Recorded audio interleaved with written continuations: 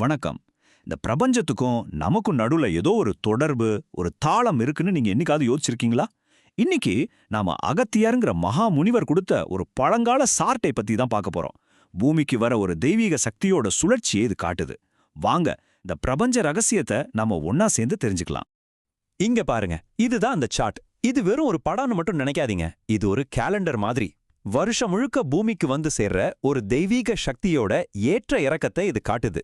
இதுல இருக்கிற ஒவ்வொரு கோடும் பிரபஞ்சத்தோட இதய துடிப்பு மாதிரின்னு வச்சுக்கோங்களேன்.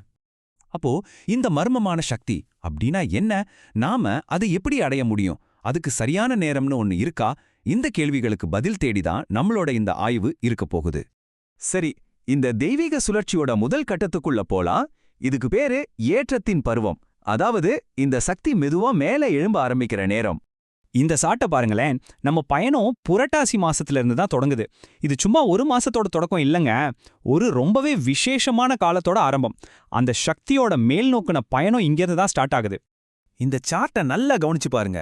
புரட்டாசியில ஆரம்பிக்கிற இந்த சக்தி அப்படியே ஐப்பசி, கார்த்திகை மாசங்கள்ல படிப்படியா அதோட பலத்தை கூட்டிக்கிட்டே போறத நம்ம பார்க்க முடியுது. இது எப்படி இருக்குன்னா, ஒரு மலையோட உச்சியை நோக்கி மெதுவா ஆனா ரொம்ப உறுதியா ஏறி போற மாதிரி இருக்கு.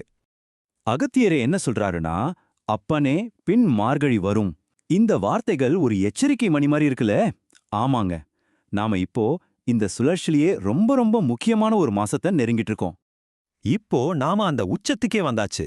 தெய்வீக சக்தி அதோட முழு பலத்தையும் காட்டுற அந்த புனிதமான மாசம் அதுதான் மார்கழி. இந்த நம்பரை பாருங்க, 40. இது வெறும் ஒரு நம்பர் கிடையாது.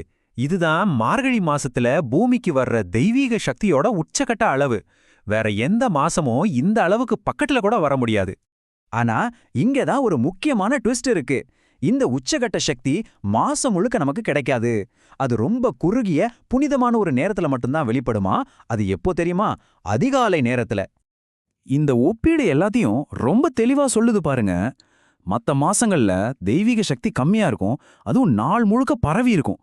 ஆனா மார்கழியில அந்த சக்தி உச்சத்தை தொடுறதோட இல்லாம அதிகால நேரத்துல மட்டும் ரொம்ப அடர்த்தியா கிடைக்குது. இதுதான் மார்கழி மாசத்தோட ஆன்மீக ஸ்பெஷாலிட்டி. சரி, இந்த சக்தி எப்போ எங்க உச்சகட்டமா இருக்கும்னு நமக்கு இப்போ தெரியும். இப்போ நம்ம முன்னாடி இருக்கிற முக்கியமான கேள்வி என்னன்னா, இந்த சக்தியை நாம எப்படி நமக்காக பயன்படுத்திக்கிறது? கண்டிப்பா உங்க மனசுலயும் இதே கேள்வியை தான் ஓடிட்டு இருக்கும் இல்லையா? இந்த உச்சகட்ட சக்தியோட நாம எப்படி கனெக்ட் ஆகிறது? அதுக்கான சாவி எங்க இருக்கு?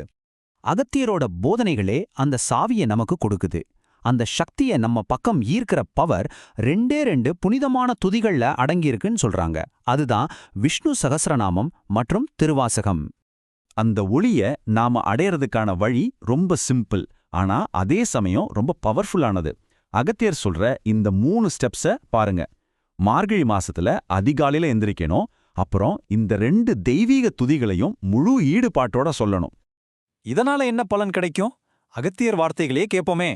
அவ்வொளியானது நிச்சயம் தன்மீது பட்டுப்பட்டு எழும் சக்திகளை பெருக்கிக் கொள்ளலாம் அப்பனே.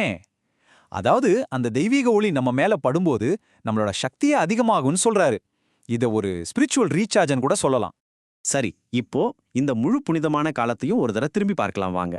இந்த ஸ்பிரிச்சுவல் சான்ஸுக்கான டைம் ஃப்ரேமை மனசுல நல்லா பதிய வச்சுக்கலாம். அகத்தியர் இந்த குறிப்பிட்ட காலகட்டத்துக்கு ஒரு ஸ்பெஷல் பேர் வச்சிருக்காரு. புண்ணிய காலம். அப்படின்னா என்ன? புண்ணியத்தை ரொம்ப சுலபமா சம்பாதிக்கக்கூடிய ஒரு பொன்னான வாய்ப்புன்னு அர்த்தம். இந்த காலம் புரட்டாசில ஆரம்பிச்சு தை மாசம் வரைக்கும் நீடிக்குது. இந்த டைம்லைன் மொத்த பயணத்தையும் அழகா சுருக்கமா காட்டுது பாருங்க.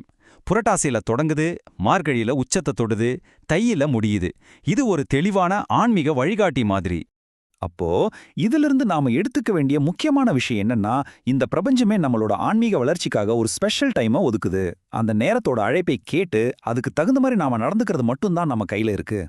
கடைசியா உங்களை யோசிக்க வைக்கிற ஒரு கேள்வியோட இந்த ஆய்வை முடிக்கலாம். பிரபஞ்சத்தோட இந்த தாளத்தோட நம்மளை இணைச்சிக்க சொல்ற இந்த பழங்கால ஞானம் நம்மளோட இந்த வேகமான பரபரப்பான நவீன வாழ்க்கைக்கு எப்படி ஒரு அர்த்தத்தையும் சக்தியும் கொடுக்க முடியும்னு நினைக்கிறீங்க? கொஞ்சம் யோசிச்சு பாருங்க.